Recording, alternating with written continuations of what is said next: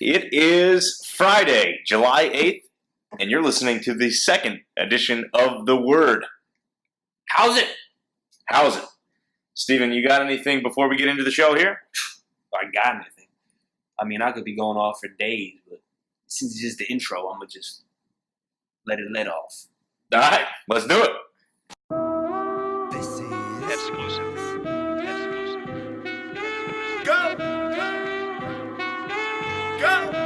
Nothing can stop me. I'm all the way up. All the way up. I'm all the way up.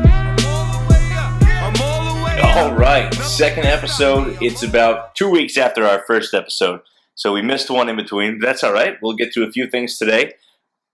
We got to talk about the last episode of Game of Thrones. We're going to debut a couple new segments, as well as talk about what's happening in the sporting world.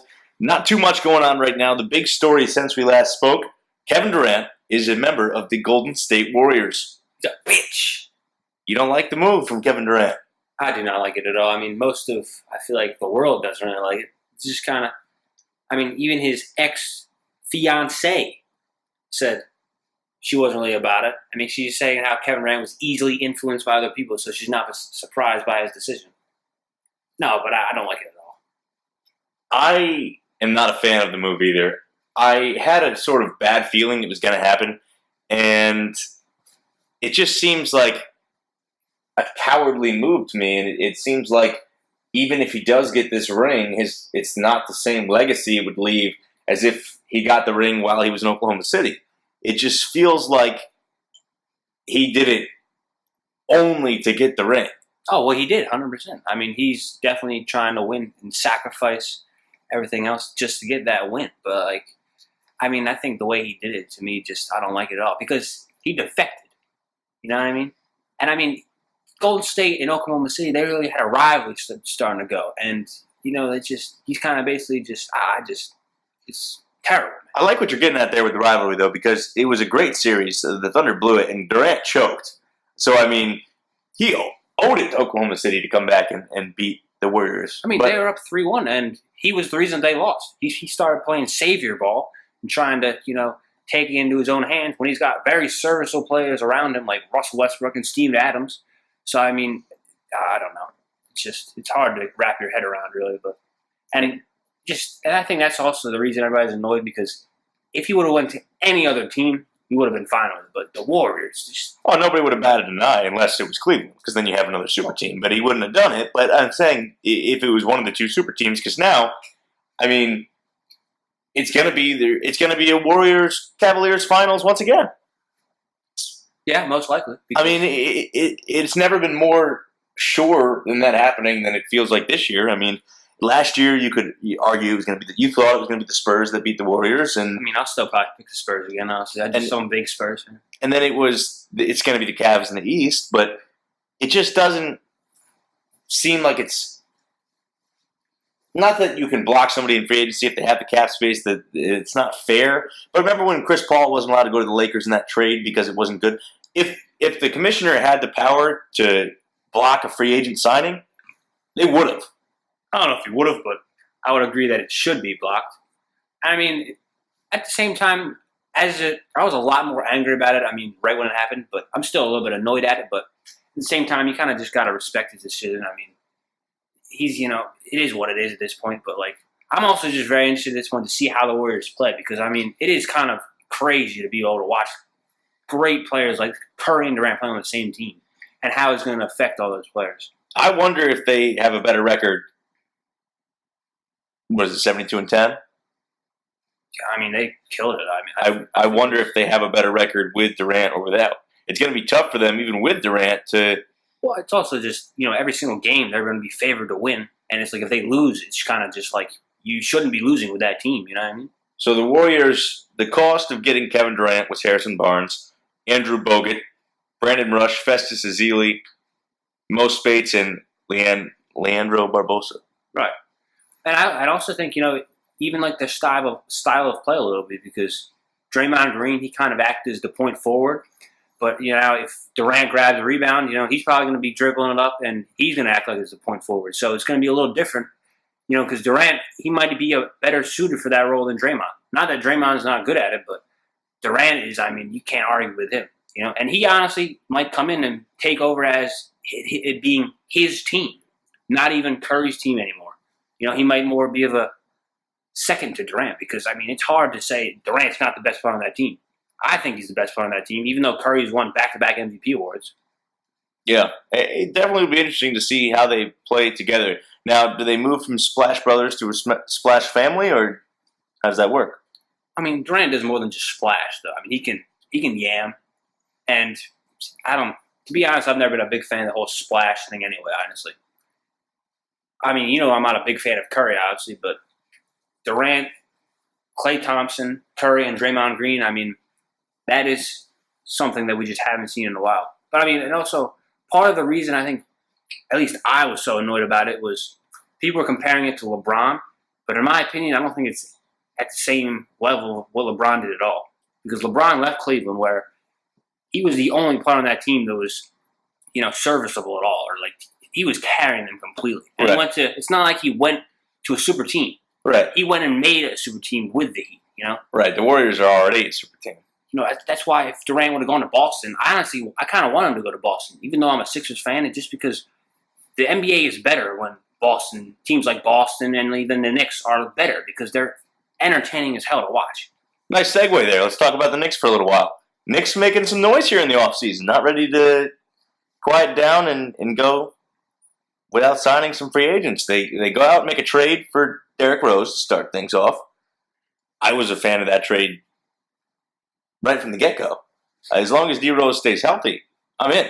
Oh, yeah. I mean, it's kind of like a win-win for the Knicks because you're not really giving up that much to get him. And, I mean, even if it turns out where he gets hurt and he really doesn't do much for you, it's not really hurting you much is what I'm saying. You gave up nothing for him. Calderon. Low risk, high reward. But, I mean, and he also probably the reason that you got Noah, too, because he and Noah are good buddies. He helped recruit Noah. He's also a good sign, even though, I mean, it is a lot of money, but there's plenty of other worse deals that were out there. Like Mozgov's deal was absolutely putrid. I mean, you can't. I still don't understand that.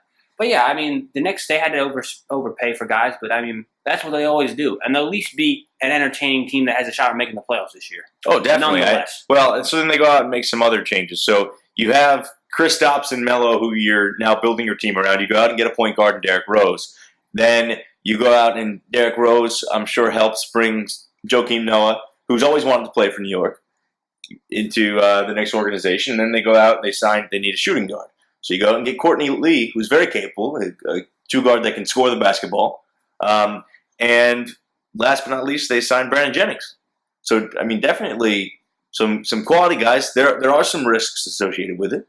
But I think it was worth the gamble, and we'll see how it pays off. Yeah.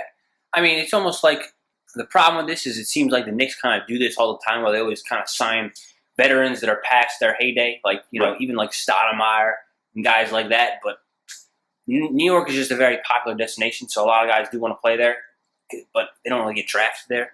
I mean, Porzingis, he's the one guy that you really got to be building around. He's going to be the one guy that could be there for 15 years, and, he's your cornerstone. Like guys like this, Melo, D. Rose, you don't know how much longer they got left, and especially Melo. And I was saying this to you before. This does kind of scare me a little bit because I feel like, as a Knicks fan, I've been saying this for the past 4 years, saying, oh, yeah, we went out and made some offseason moves, and this year is the year that we make the playoffs again. But on paper, this team that Phil has put together for the upcoming season is better than the past 3 years that we put out there. All right, so moving on a little bit from the Knicks, we'll talk a little bit about your team, the 76ers. They drafted the number 1 overall pick this year, Ben Simmons. Looking not too bad in the NBA Summer League. Yeah, I mean, it's only the Summer League, but it's only been 2 games so far as well. But he's played, and they played 3, but he rested 1 game. Because the first game he kind of had cramps, which is, kind of like LeBron-esque. It's getting a little ahead of ourselves. The LeBron comparisons are already coming out for Ben Simmons. Wow. Oh, yeah. 2 games into the Summer League. Oh, yeah. I mean, it's no point of waiting.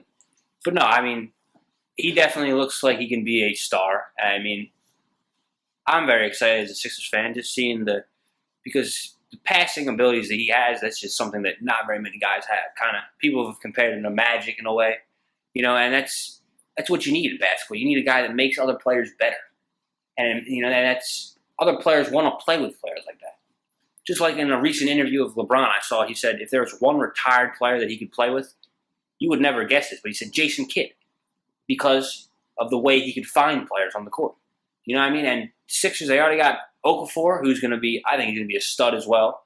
Even last year, you saw him, they had Ish Smith was their point guard, who's okay at best. And Okafor at times looked dazzling. But at other times he struggled because, there was literally nobody, there was no help. What was he, 19? Exactly. And he did get in a few problems, had a few off-the-court issues, but that happens. He's a rookie. He's got a little learn. And you got Joel Embiid, who's coming, everyone that has worked out with him, even though it's, he hasn't been able to really get on the court yet, has just raved about him, how good he looks. It's still very early, but if he plays this year, you could be really hearing about him early on. It's like, wow, this guy could really be something. And he puts Simmons in there with that. It could be a bright future for Philadelphia. It's nice to see that because, they could have easily overpaid for some free agents this year. Like they've been rumored about Harrison Barnes or other guys like that to overpay for because they thought they had to get guys to fill their roster. But, I was kind of impressed with what Colangelo did because I thought he might have, felt needed to do stuff like that because, some of his past moves on prior teams I was just not a big fan of. So far, I've liked what's happened. And Simmons, yeah, he's definitely, he looks special. I heard a headline that some people think that Adam Silver pressured Colangelo yes. to that position. Yes, he did. I agree with that as well. I don't blame him honestly for that because what Sam Hinkie was doing to the Sixers. First I just want to say I'm a big Sam Hinkie fan. I'd rather he still be here right now because that guy was a genius. Everybody kind of just portrays him to be wrong and just thinks he's this like computer guy that's all about, analytics and stuff like that. But he's really not. He's really a very smart guy that is a brilliant basketball mind. It was just so much more than just analytics and kind of like a computer geek.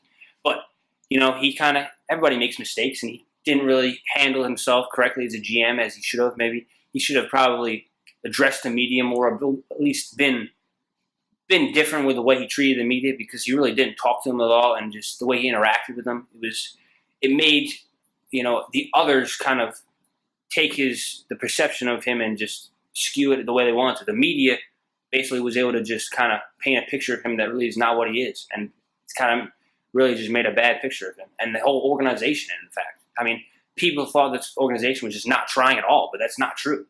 If you ask players that were playing with him, they have some of the best facilities, trainers, and staff that are trying to help them. It's just that they didn't have any very good talent at the time.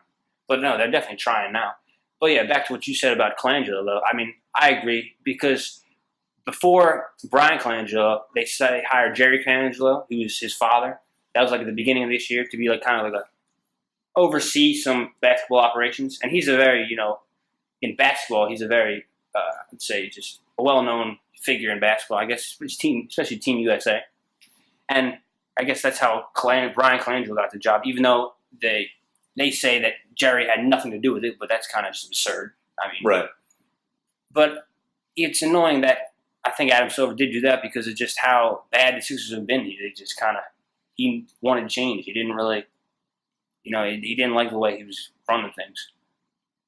Yeah, it definitely makes for an interesting narrative. Should anyone ever be able to prove that Adam Silver did pressure it that way, that'll feed into the people that say the NBA is fixed, which they're the most ridiculous people on this earth, I think, because it's definitely not fixed, but people just love to have that kind of theory.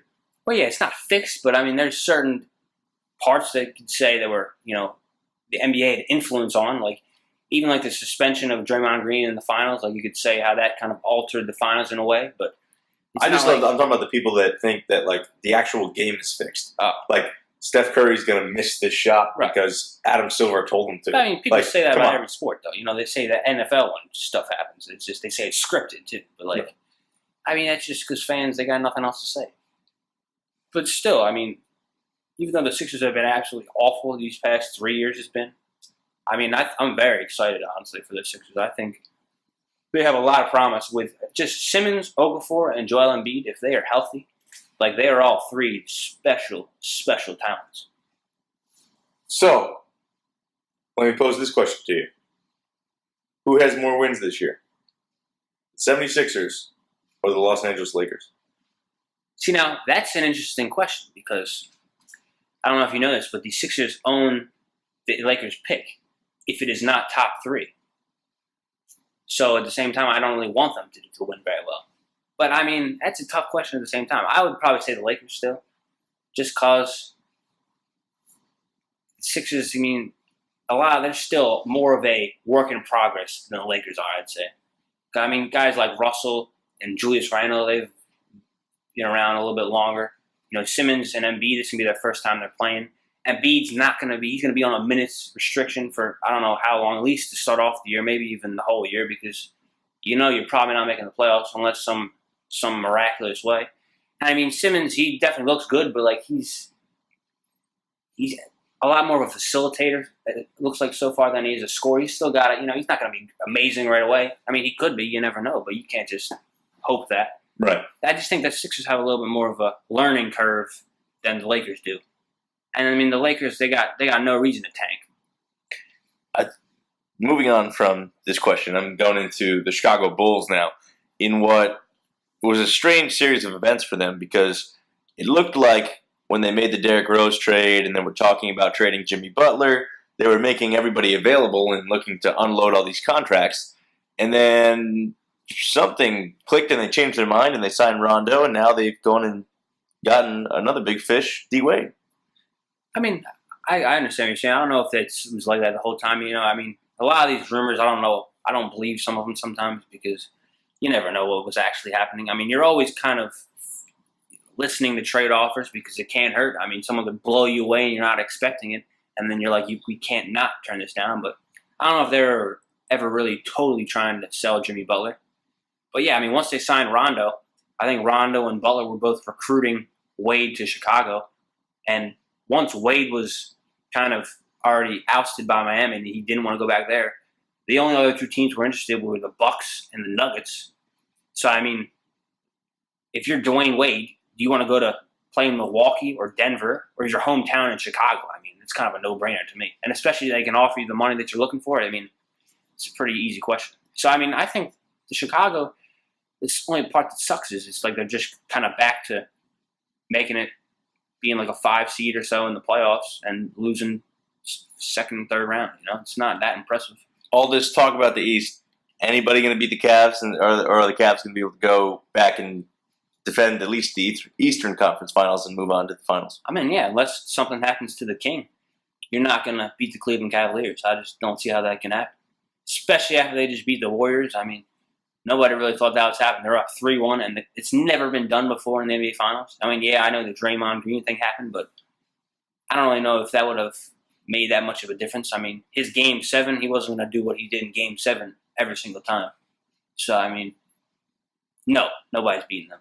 So if we had to make way too early picks for the Eastern Conference, are the Cavaliers going to be your pick? To win the Eastern Conference, yes. But I still have an interesting, 1 through 8 playoffs-wise, though, if we were going to do that. Do you want to do 1 through 8? Yeah, let's do it. All right. Who's your 1? Well, obviously, I would take Cleveland. I don't really see how you can not take Cleveland. You have to. I'm sure you have to take Cleveland as well. I will also concur and go. But I say let's start from 8 though. You want to start from 8? Yeah. All right. So you can do your whole one first. You want me to go first? Yeah. All right. My 8 seed will be the Hornets. My 7 seed is going to be the Pacers. 6 seed is going to be the Knicks. The Knicks. 5 seed is going to be the Wizards. See, now Wizards, they're good this year. They got a lot. They've added a lot of pieces, yeah. 4 seeds will be the Celtics. 3 seed Raptors. 2 seed, a little bit of a surprise shake-up here, the Pistons. And I'll go number 1 seed, the Cavaliers. So, you left the Bulls out. Yep. Left the Heat out. Yep. And you left out Atlanta as well. Well, Atlanta and the Heat are now garbage. You're because not a big Dwight fan? no, Dwight, no, he's terrible. I would have been a Dwight fan if he came to the Knicks. If not, then I don't really. See, that's just being biased, though. Oh, I'm a All right, biased well, guy. Here's mine. I'm going to actually... I say the Wizards are the 8 seed. I'm a John Wall fan. I think they're going to... Yeah. They need to get back Just there. re-sign Bradley Beal. Got that man paid. I'm not as big of a Bradley Beal fan just because he always gets hurt. Even then, he hasn't seemed to reach his full potential yet either. But all right. So I said the Wizards. Now, I don't think they're going to be in the playoffs, but I like what the Magic have done, though. Ibaka and Biyombo, that's kind of a scary, backcourt. But the Wizards at 8. I'm going to go the Hornets at 7. 6 are the Pistons. 5 are the Hawks. 4 are the Celtics. See, now after that, 3 and 2 that's tough because I guess I'm not a big Raptors fan, but I think I have to put them there just because they'll probably win enough regular season games. So I'm going to go the Raptors at 3. And then the Pacers. Did I already say the Pacers? No. Pacers at 2. I like a lot what they've done this offseason. I mean, Paul George is already a superstar. Yeah. They added Thaddeus Young for I don't think they got even much. Miles Turner is good. Monte Ellis, Jeff Teague, and there's somebody else they added that I think I'm missing. But no, I like a lot what they've done. I'm always in on the Pacers doing well. I think Paul George can keep you in any series. I left your beloved Knicks out. I hope you see. Well, I mean, they'll be there, so you're wrong on that front. But I think so. yeah. I think you got a little bit too much faith in them. Well, I don't think either of us picked the 76ers. Why would if I pick the Sixers, you just laugh. And I think, I'm just trying to be realistic here.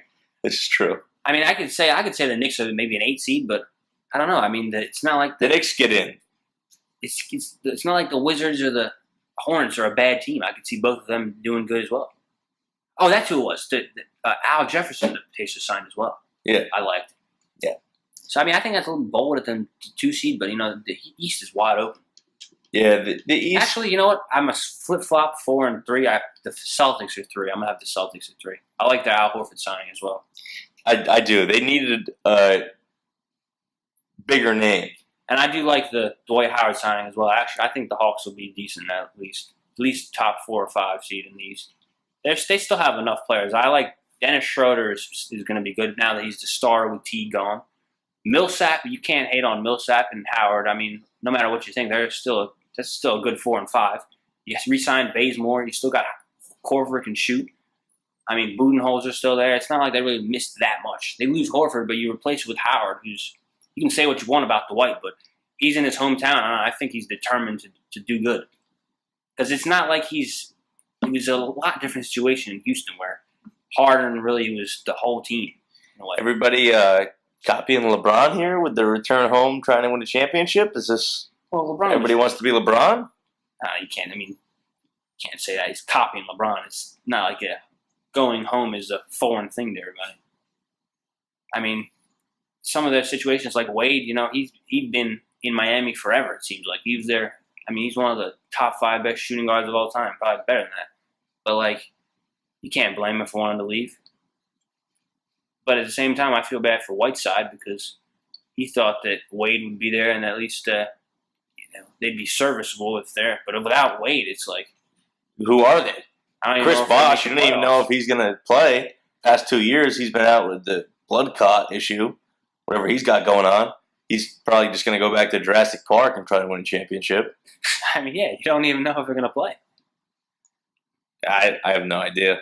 I feel bad for Whiteside because he could have gotten paid more if he went to the Mavericks. Did I? I just realized. I think I left the Pistons out of mine, though. I kind of. You picked them. I did pick them? Yeah. Okay. And I'm always feeling like, and I also, see, the East actually this year. Even though I left the Knicks out, they could be good. Milwaukee's not that bad. One thing we know for sure, the Nets and the 76ers are out. I don't even say out. I'd say the Sixers probably have at least 25 wins this year. It's not very good, but it's getting closer. Better than the past 3 years. After a year playing together, and I think you'll at least be able to see, all right, this team's got some talent. And then once they're able to realize that, then they can really focus on signing a good free agent or even being able to attract one, as well as, their draft picks next year. They got a few good draft picks, whereas the Kings, they have an ability to swap first-round picks with the Kings. The Kings, they could be awful. So, that's also a positive. And then they got the Lakers, if it's not top three, which, I don't think the Lakers could be that bad again next year. It's possible, but I would hope not, because, that's pretty bad. It's also the team you don't want to see doing bad is the Lakers. Brandon Ingram, I think I almost was debating whether the Sixers should have taken him over Ben Simmons because I thought Ingram looked that good. A lot of people, I don't want to say compared to a young Kevin Durant, that's what people say. I feel like just because he's lanky and can shoot. But I do like what Ingram has shown, though. He's a 19-year-old. It was in the tournament. It looked, he was very raw, but definitely has some skill. Well, he was a Duke, so I think he sucks, but, teach his own. Well, I felt the same way about Okafor. I didn't really like him, honestly. Coming out of Duke, I felt like he didn't really look that good, but he looked very good, from what he could do last year with the Sixers. All right, West, you go first for the Western Conference. See, now that's an interesting conference. I'm a big, actually, fan of the Thunder. Not that I'm putting them at the 8th seed, but all right. Well, in the West, the 8th seed, I'm gonna say the Utah Jazz. Even though they could even be higher than that, but I'm gonna go 8. So I'm gonna go Jazz at 8. Then I'm gonna go the Minnesota Timberwolves at 7. The Rockets at 6. The Trailblazers at 5. The Thunder at 4. The Thunder, even though they lose Durant, they're still a good team. With Westbrook, he just takes on a bigger load now, I feel like. And, honestly, I feel like that's something that he's fine with doing. Well, when Durant was hurt, what did he go on a streak of 8 straight triple-doubles or something like that? He goes off. And, it's not like they don't have good players around. Oladipo, Steven Adams, I thought he looked impressive in the playoffs this year, even in the regular season, but just how much he's grown as a player. Because I remember him entering the league, and he was just no more than a role player. But now he's a stud. No, you can't. No joke, man. So I said Thunder with 4. Yeah, Thunder with 4. And then I'm going to go Clippers, Spurs, Warriors. And those are I feel like your 1, 2, 3s has to be basically Warriors, Spurs, and Thunder or Clippers. Okay. And I left the Rockets out. It's interesting. Actually, I might have put the Rockets in there, one in maybe the 7 or 8, but that's all right. I will go Timberwolves 8. Pelicans 7. Trailblazers 6. Kings 5. No. Yeah, I'll go Thunder 4. No, Thunder 5, Kings 4. Wait, what? Then Clippers, Spurs, Warriors. The Kings. I can see this as a joke. But No. The Kings are for real. They're not going to mess around with. You're talking about the Sacramento Kings. That's right. They have DeMarcus Cousins. Other than that, they don't have a player. They have Malachi. See, you and your Syracuse, man. I know a couple other people out there. Who else plays for those guys? Ben McLemore, is he still out there? They're already talking about trade. Him and Rudy Gay are on the trade block right now. That's how much they care about them. Well, I don't know. And honestly, they keep Rudy Gay, they're contenders. No. I could even see DeMarcus Cousins being traded. You're just this is just a Syracuse bias I'm seeing now. So if Malachi was on the Sixers, you're saying they make the playoffs. I did pick the Pistons pretty high in the East, too. Well, at least the Pistons played the Cavs. They had a good showing, even though they got swept. Right. Honestly, they had a good showing for an extremely young team. So I'm not totally against that. But the Kings, come on. They're not making the playoffs. I don't even know the last time they were even close to making the playoffs. When they had to go back to the Weber and Bibby years, man. Cousins he's your only player, but he can't do it all himself. They got rid of Rondo. Not even that he was that great for him, but he at least would put up stats. Hey, this is one of those low risk, high reward things because if the Kings fall and they do nothing, what is it? I'm Okay, played off as a joke, and I say I was Syracuse bias. you didn't The put Kings come in the 4 seed in the West. I was spot on July 8th that this happened. Low risk, high reward. you didn't put the Thunder in the playoffs. Yes, I did. I put them at 5 seed. Oh, you did? Yes. You left the Clippers out then? No, the Clippers are my 3 seed. So The Kings are my 4. Then Spurs, Warriors. who's the team that you're leaving out then?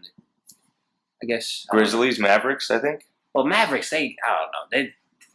I guess they could make it, but they lost Parsons, and I think that hurts them because not even that. Just Dirk, he's just getting older.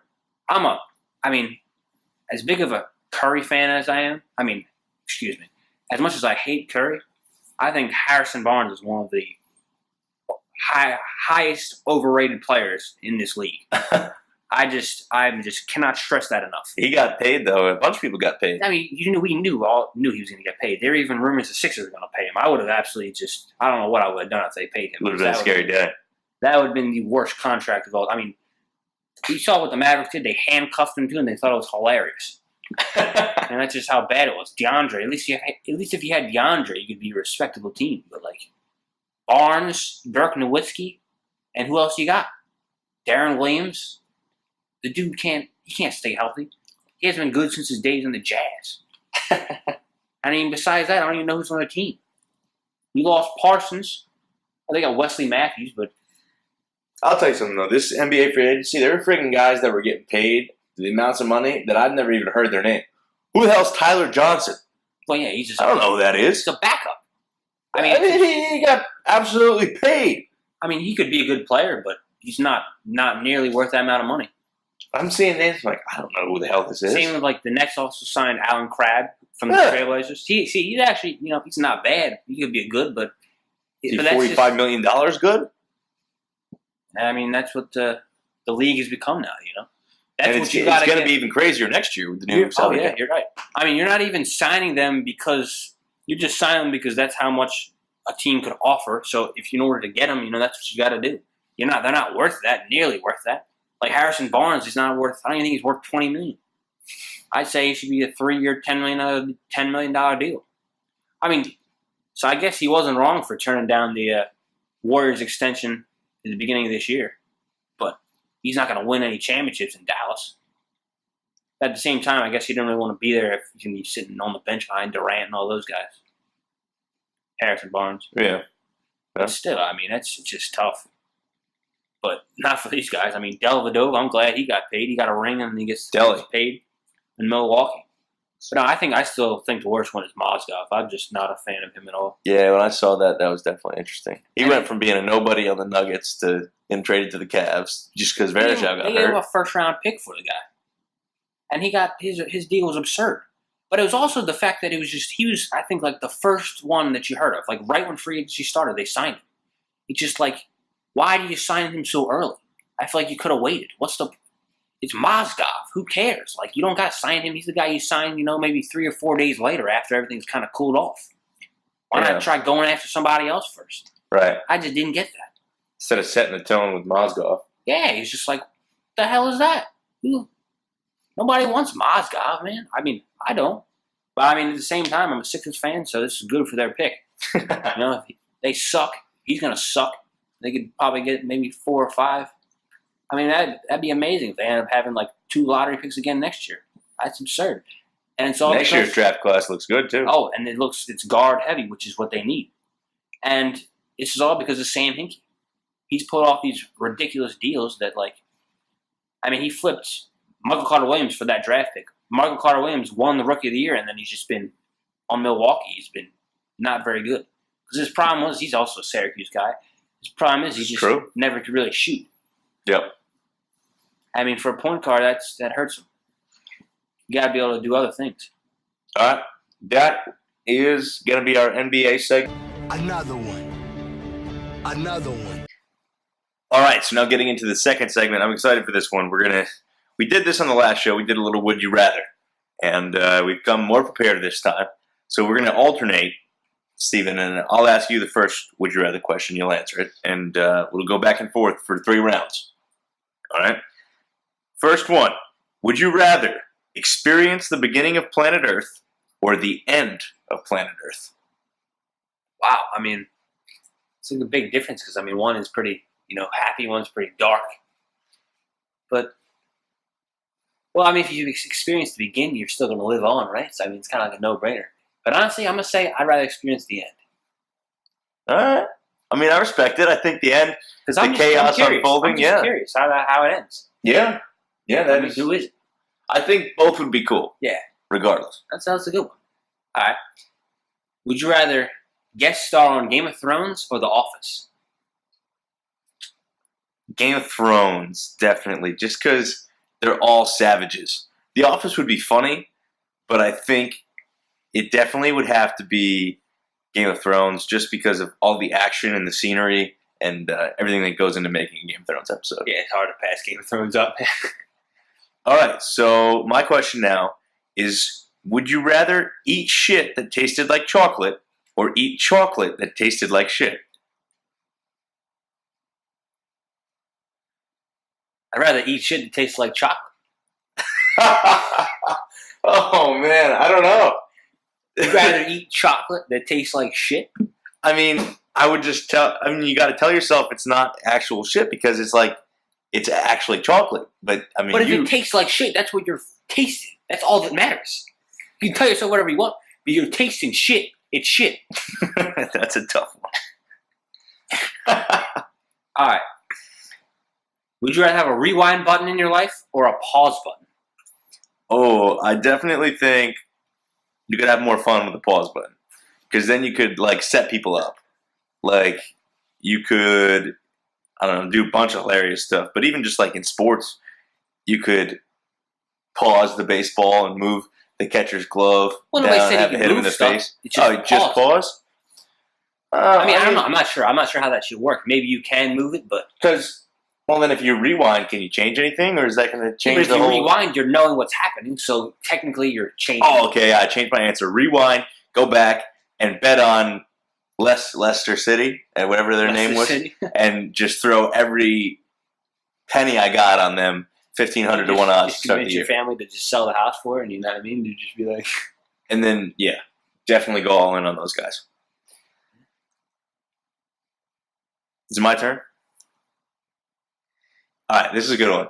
Would you rather have sex with a goat but no one would know, or not have sex with a goat but everyone would think that you did? Fuck. I think I gotta say A. That'd just be embarrassing. If everybody knows, man, that's just embarrassing. I mean, at least nobody knows. You don't get just crucified. I mean, let's be honest. You wouldn't be sitting next to me right now if I was doing that and you knew that. You probably wouldn't be able to be friends with me. These are bad. All right. This one's, would you rather always say everything on your mind or never speak again? Always speak my mind. I wouldn't be able to not talk. I've tried, not talking as a joke, and it just doesn't end well because I end up talking. One of the worst things in the world that can happen is if you get jinxed and you can't talk. It's easily top 10 worst things in the world that can happen. So definitely have to go speak on my mind because I'd like to think that whatever's on my mind, I'll speak it anyway. Yeah, I guess that's hard to argue with because it'd suck not to be able to talk. Yeah. You could just, do sign language, I guess. Learn sign language and just be spitting signs at people. They don't know what it is. It's kind of badass. I feel like a joke can't be delivered as I don't know. I'm not an expert in that area, so probably not. Yeah, I think I'd have but to. But if you always speak your mind, I mean, some of us got pretty messed up minds. You know what I mean? We'd be offending a lot of people. You know what I mean? We probably wouldn't be. Let's just say, I don't know. It'd just be. Yeah, it definitely could get you in some sticky situations. More problems. Yeah. All right, so that was especially today. That was Would You Rather. Rock on!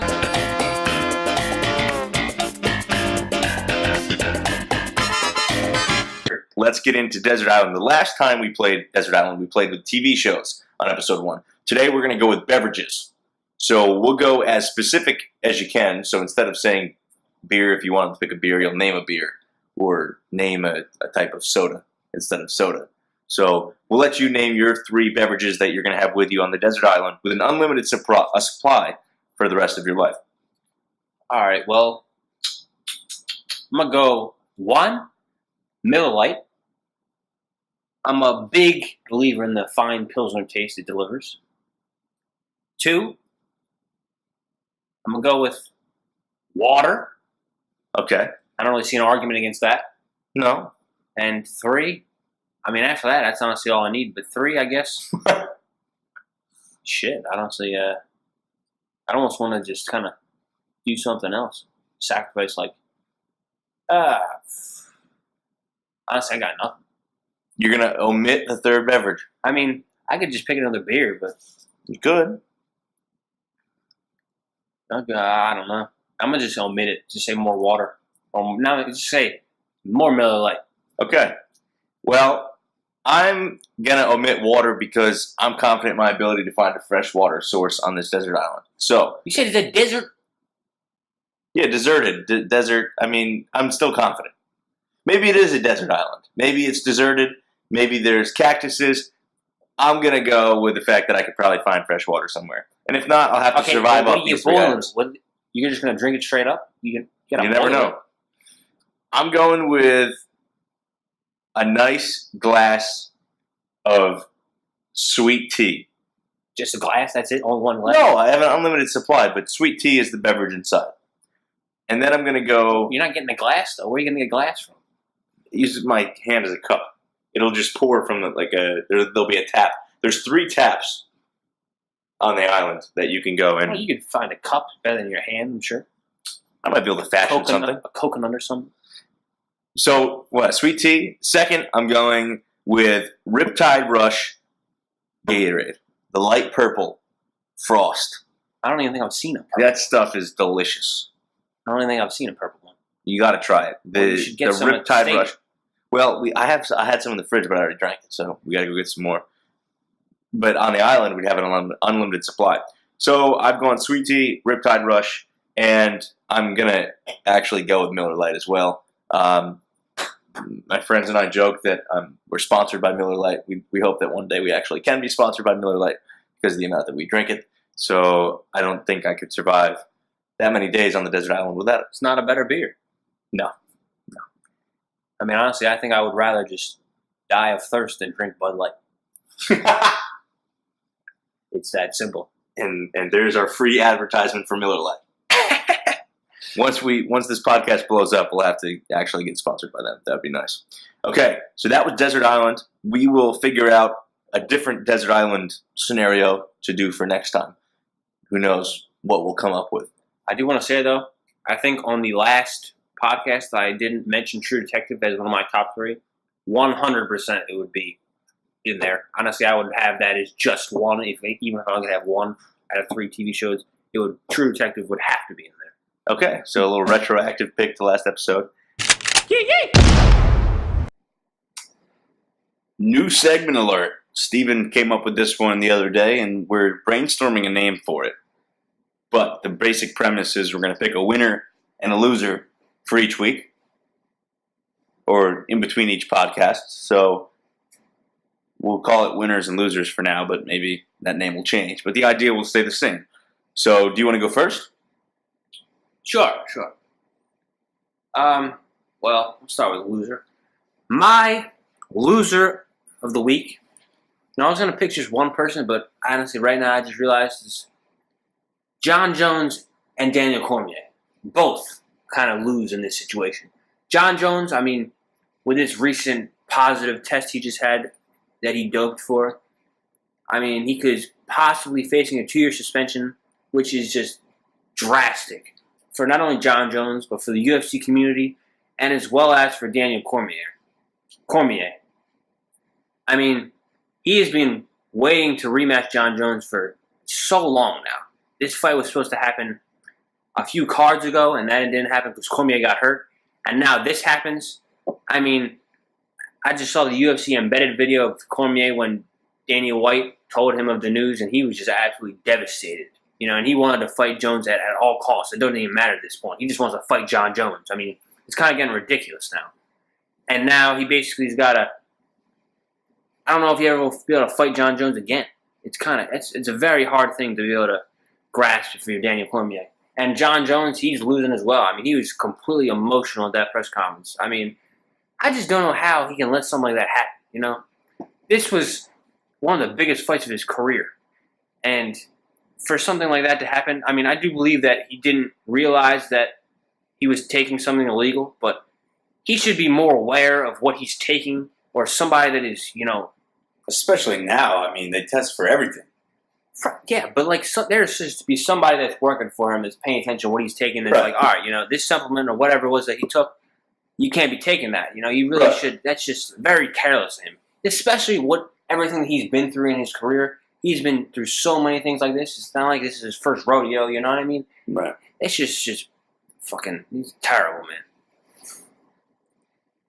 So you just had two losers. That's okay. Well, I'll do. But they were fighting each other, so I felt like it was just that match. Yeah, that's fair. I will do. My winner is Russell Wilson, married to Sierra in the last couple days. Russell Wilson going into that was a virgin, and now he's not. So congrats on the sex, Russell.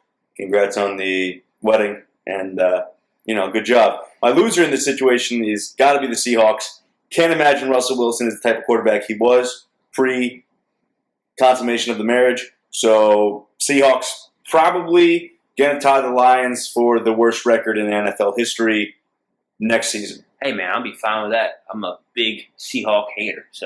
But, I mean, honestly, I'd say you could also say Russell Wilson's a loser because he's got futures coming after him now. So, who knows? Yeah, also, you should watch your back because future might kill you. So just a heads up, Russell Wilson, if you're listening, just keep your eyes peeled. Yeah, I mean, future, he's posting emojis with the gun and at a football. You never know, man. That's kind of sketchy. Also, future, if you're listening, just take it easy, man. You don't need to kill Russell Wilson over this. So who's your loser? The Seahawks and the 12. All right. You're the 12. What do they call those people out there that make a lot of noise out there? The 12th man. The 12th man. Yeah, they lose all 12 of them. I've had enough of the Seahawks, man. Their time of reign is... I'd be fine if they... First of all, they should never have beaten the Vikings. I was just... Blair Walsh. Ugh. I still can't get over that. Yeah. I just don't like seeing the Seahawks persevere in any instance. Now, if I'm Pete Carroll, I really got to consider giving Tavares Jackson some kind of contract extension just because I really think Russell Wilson will not have a very good year next year. Tavares just had that little, domestic violence incident. He did. If anything, you still got to sign the man. Tavares Jackson might be a sleeper in this year's NFL fantasy draft. I mean, hey, who else is out there?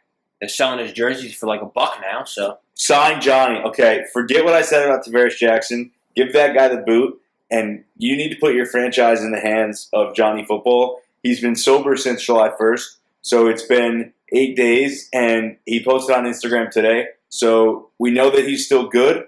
Don't know that he's still sober, but he's still alive because he's posting a picture saying LOL of his jersey on sale for $1.99. So if anything, bring him in for some OTAs, get him a jersey, and it seems like there's a very viable option at quarterback in Seattle once again. Dude, money man's out. You can't go wrong. All right, now my winner, even though this is kind of ironic, but is actually the UFC. Even though the Daniel Cormier-John Jones fiasco, well, really just John Jones, but it's kind of a loss for both of them. In a way, it's kind of a secret win for the UFC, just because of all the publicity it's gained, and kind of, I feel like, in a way, it's gained a lot more casual fans. Just people have started to, just hear about it more and just learn what it is more and watch it. I think this is ultimately going to lead to more viewership and more people paying attention to the sport. I mean, no matter what, though, the UFC 200 card is absolutely insane. I mean, now that John Jones isn't in it, Daniel Cormier, he's still going to be fighting Anderson Silva, which is on 2 days' notice. That's a phenomenal fighter to be coming in. That is one of the best fighters in the history of the UFC to be fighting Cormier. So no matter what, it's going to be a good fight.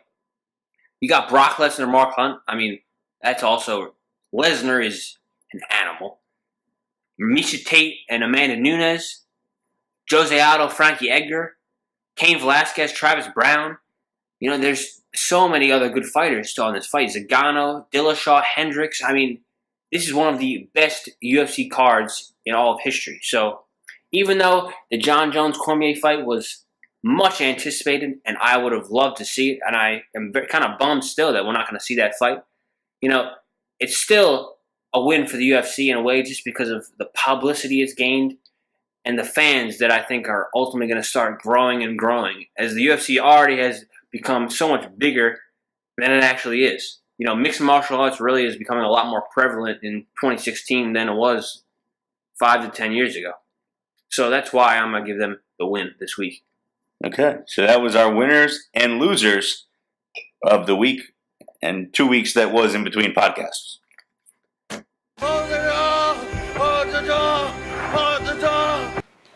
All right, so Game of Thrones Season 6 came to an end. And typically, the 10th episode of the season is not as good as the other episodes, but this Season 6 finale did not disappoint. Steve and I, we watched that together, and we were on the edge of our seats the whole episode. I mean, it was awesome. So many things to unpack. Let's start with the biggest surprise of the episode. And it was supposed to be Cersei's trial, and also Loras Tyrell's trial. But Cersei does not go to the trial. So you're left wondering what the heck's going on. Loras Tyrell confesses to his sins and is berated in front of everyone by the High Sparrow. He gets carved out on his forehead, and all this happens. And Marjorie, meanwhile, realizes that Cersei's not here. And realizes something is not good if that's true, because she knows the repercussions of not showing up to the trial. So Marjorie then tries to get everybody out of the church or whatever. The Sept. The Sept, sure. I don't know. I think that's where they were at. I think, yeah. And then you see Lancel Lannister. Lancel? Sure. Desperately crawling, because he finds Wildfire. Because he got stabbed by a little kid. Which was bizarre, because, I mean, what the hell are you doing following that little kid underneath the Red Keep? But hey, I mean, He got orders, but I agree. So he follows the little kid, gets stabbed. Hot take here. Lancel can't beat a little kid in a fight. Just big time going to have to call the BS card on that one. Well, but if you look at it from his shoes, why is that kid, or why is he going to fight that kid? He's not expecting that kid to be harming him. I mean, I guess in that world, Game of Thrones, you should be expecting anything. I'm just going to go out right now and just take Lancel's man card right here. You got to be able, if you're going to survive in the Game of Thrones, you're going to have to beat up a little kid. That's the bottom line. No offense, but I think you should have taken his man card about 4 seasons ago whenever he became the, whatever the hell he is now, because he's not a man anymore. He's just following a dude that doesn't wear shoes and a robe. I mean, he's got that little damn thing on his forehead. He hasn't been much of a man for a while. So Lancel, big time mistake there. The candle burns out, and we get an explosion that was bigger than any firework you saw on the 4th of July. Wildfire everywhere, and yeah, no more anybody that was in that sept. They gone. No more sept. That thing is gone, and Cersei just smiled. But the downer of this I wouldn't say that. Marjorie was inside, and so poor Tommen, he did his best impersonation of what we'll see from the high divers at the Olympics, except for they dive into water, and Tommen got a face full of concrete outside the Red Keep. Yeah, but at least they can get some gold medals for that stuff. Tommen, he just is dead. But it makes everyone better, I think everyone's kind of better off in the end. And now Cersei, even though you'd say she's not better off because she's the mother of the kid, she was the one sitting on the throne after it was all said and done. So, I mean, hey. Yeah. Tommen was just an incompetent kid that should not have been a king. I'm just going to have to go ahead and say bold move Cotton on Tommen for ending his life. I don't know how that's really going to play out for him. I don't know that I could see it ending well. I think he's both done and finished. I'm just going to have to say bold move on his part because I don't really see how he's going to win the Game of Thrones by forfeiting his position as the king of the Seven Kingdoms in favor of death. Yeah, I mean, he's already made a lot of stupid decisions being the king. I mean, just to be honest, I mean, now this is just me, but killing yourself, I don't really think that looks very good in the eyes of the gods. That's just me, though. So, bold move on Tommen's part. Bold move on Cersei's part because now she's the queen. See, we should have made her the winner because I think she's the ultimate winner. I mean, well, she does win, but you know who's coming. You're right. Yeah, you know who's coming. Yeah. Daenerys has got her ships, and the Dothraki have boarded the ships, and they're headed her way. And old Cersei is going to have to go to battle against Tywin, who's that new hand of the queen. So that's interesting that those two. Tywin is dead. But... No. Tyrion. It's late. Meant Tyrion. Yeah, I mean, it'd be interesting if Tywin came back, but it's going to be interesting to see Tyrion versus Cersei. But no, you're right, because Cersei, she's in that moment, she's sitting on that throne thinking she just won. She has no idea what is coming for her, and it is bigger than anything that I think. They thought that Baratheon attack was bad. No, she ain't know nothing. But like Jon Snow. Listen, without Tyrion and the wildfire, I don't know that the Red Keep holds up so well than they did against the Baratheons in the battle. I agree. But I mean, now that Tyrion, he's on the opposite side now. Right. You got dragons. You got the Dothraki, coming on ships. I mean, listen, if I was a betting man, my money is going on the Mother of Dragons. Considering, I mean, Cersei, not only does she not know that they're coming, I mean, she already has got the whole Seven Kingdoms divided. Oh, also, loser of the week, Dario Naharis is absolutely heartbroken when Daenerys tells him he's got to stay in Meereen and can't go and fight for her and love her forever. So, Dario, I feel for you, man. It's a tough break. I wish I could tell you that there's other fish in the sea. There's really not any other fish like the Mother of Dragons and Daenerys Targaryen. So, maybe you learn from Tommen and go for a nice little swan dive. I don't know. I'm just saying, maybe it's the best course of action. Nah, man. He was even like, look, I'm fine with being a mistress. I'm just not trying to stay over here in Meereen and do God knows what. Yeah. You know what I mean? She's about to go over there and have to live the lavish life in the Seven Kingdoms. And he's going to be sitting around there doing, I don't know, man, worrying about the slaves. Yeah, that's tough break and for you Dario. Know who it was? It was Tyrion who orchestrated that whole thing. Yeah. It's true, though. She does need to find a husband. So you speculated that maybe it'd be Jon Snow? See, now it's interesting. I don't know if their lineage will make that line up correctly. But honestly, though, King of the North. The new King of the North, Jon Snow, has rallied the troops after he's beaten Ramsay Bolton. And so now they're going to also mount an attack. But they also have to watch out because winter is coming. Actually, we found out winter is here officially. The Maesters announced that. And the White Raven. That means that White Walkers are not far behind. So things could get pretty dicey here as everybody comes and clashes together.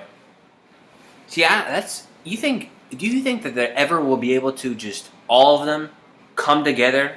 Like, even if Cersei and the Lannisters are still alive, all the family just be like, look, put aside their differences and say, these White Walkers, we gotta kill them. No chance. What's going to happen is the battles are going to all come together, and then either the White Walkers win the entire thing, or the White Walkers influence the battle, like they take out half the Lannister army or something like that. I don't know how it's going to play out, but they'll be a factor. Yeah, well, if Daenerys invades, she takes out the Lannister army, you know what I mean? It takes over King's Landing. And I mean, once she's honestly on the Iron Throne, who's not going to side with her, you know what I mean? Yeah. You got dragons, you got this Dothraki army. If you don't side with her, you're just stupid. Got everything I need. All right, that's going to do it for this episode of The Word. We thank you for listening, and we'll see you either in a week or 2 weeks, whenever we get the chance to record another one. Tomorrow night. Good night. These country roads take me home.